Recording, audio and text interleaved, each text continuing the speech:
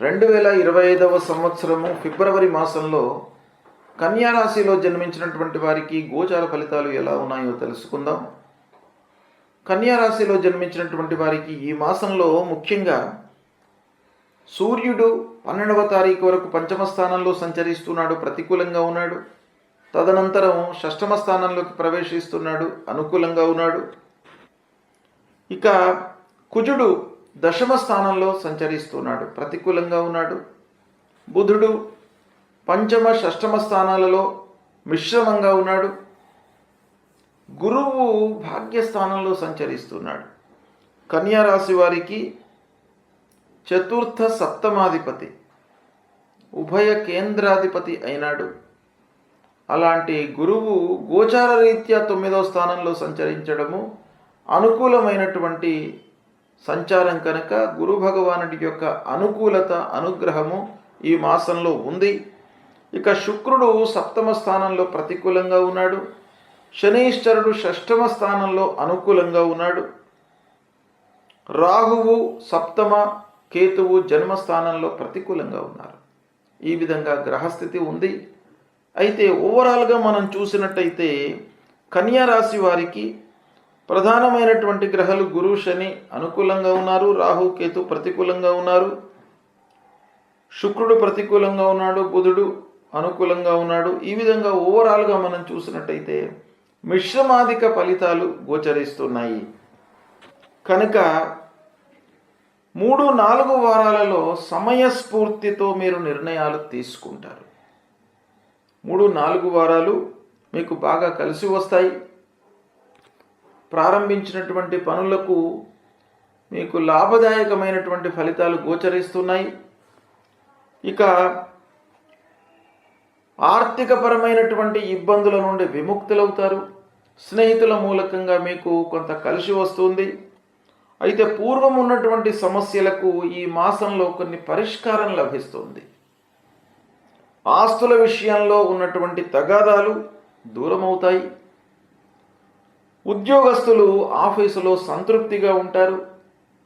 తోటి ఉద్యోగస్తులతో కానివ్వండి, పై అధికారులతో కానివ్వండి, మీకు బాగా స్నేహం పెరుగుతుంది, సంతృప్తిగా ఉంటారు. ఆఫీసులో రెట్టింపు ఉత్సాహంతో మీరు పనులు చేసేటువంటి అవకాశాలు ఉన్నాయి. తదనుగుణంగా మీ చేస్తున్నటువంటి పనులను గుర్తిస్తారు.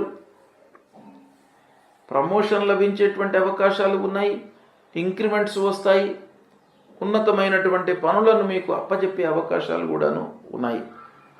ఇకపోతే ఇంటి వాతావరణము కొంత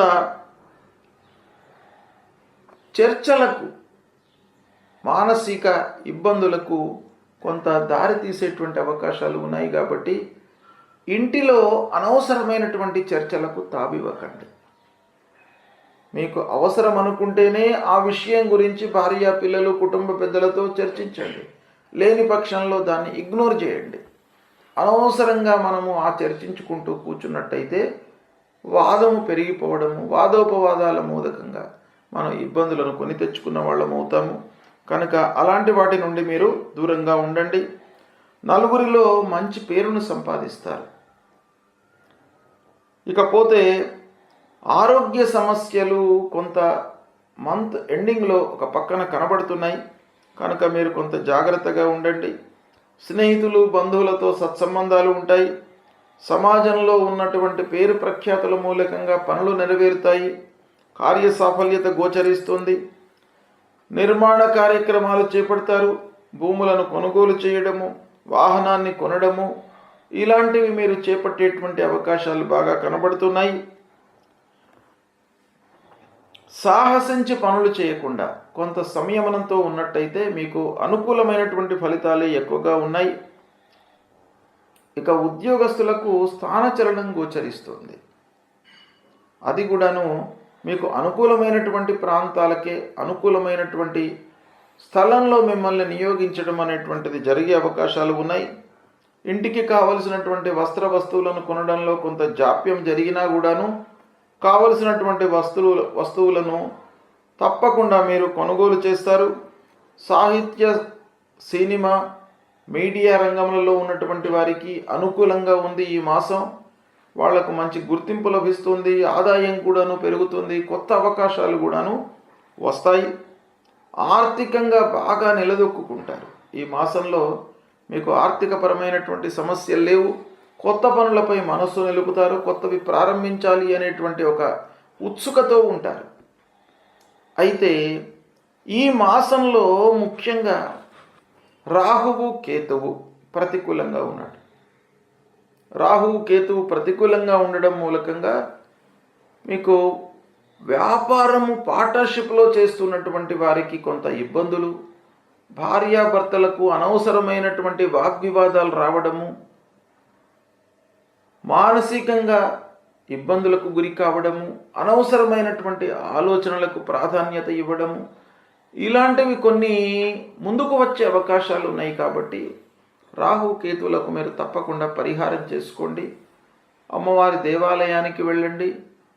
అమ్మవారి దేవాలయానికి వెళ్ళి మీరు 3 ప్రదక్షిణాలు చేస్తూ ఆ అమ్మవారి విగ్రహం చుట్టూ, దేవాలయం చుట్టూ 3 ప్రదక్షిణాలు మనస్సు ఆ అమ్మవారి పైననే నిలిపి మీరు ప్రదక్షిణాలు చేయండి. తద్వారా మీకు భయము, ఆందోళన ఇవి లేకుండా ఉంటాయి. దుర్గే స్మృతా హరతి భీతిమశేష జంతోహో స్వస్థై స్మృతామతిమతీవ శుభాం దదాసి దారిద్ర్య దుఃఖ భయహారిణికా త్వదన్యా సర్వోపకార కరణాజ సదార్ద్ర చిత్త. ఈ అమ్మవారికి సంబంధించినటువంటి మూలమంత్రాన్ని మీరు చదువుకున్నట్టయితే తప్పకుండా మీకు అమ్మవారి యొక్క అనుగ్రహం లభిస్తుంది. భయభ్రాంతులకు లోను కాకుండా ఉంటారు. ఎన్ని ఇబ్బందులైనా కూడాను ఎదుర్కొనేటువంటి ఒక మానసిక స్థైర్యాన్ని అమ్మవారు కల్పిస్తారు. కాబట్టి తప్పకుండా అమ్మవారి దర్శనం చేసుకోండి. ఇక సుబ్రహ్మణ్య స్వామిని కూడాను కొలవండి. సుబ్రహ్మణ్య స్వామి దేవాలయానికి వెళ్ళినట్టయితే స్నేహితులతో, దగ్గర వారితో, బంధువులతో సఖ్యత పెరిగేటువంటి అవకాశాలు ఉంటాయి. అది సమాజంలో, సంఘంలో మనకు చాలా అవసరం గనక, మనిషి సంఘజీవి కనుక అందరి లోపల మనము మూవ్ కావలసి వస్తుంది. ఎవరిని కాదని మనం పనులు చేయలేము. కనుక అందరినీ కూడాను కలుపుకొని పనులు చేయడానికి మీకు ఆ సుబ్రహ్మణ్య స్వామి యొక్క అనుగ్రహము లాభిస్తుంది. కాబట్టి సుబ్రహ్మణ్య స్వామిని కొలవండి, మూలమంత్రాన్ని పారాయణం చేసుకోండి, సూర్య నమస్కారాలు చేయండి. ఇవి చేయడం మూలకంగా మీకు సత్ఫలితాలు కలుగుతాయి.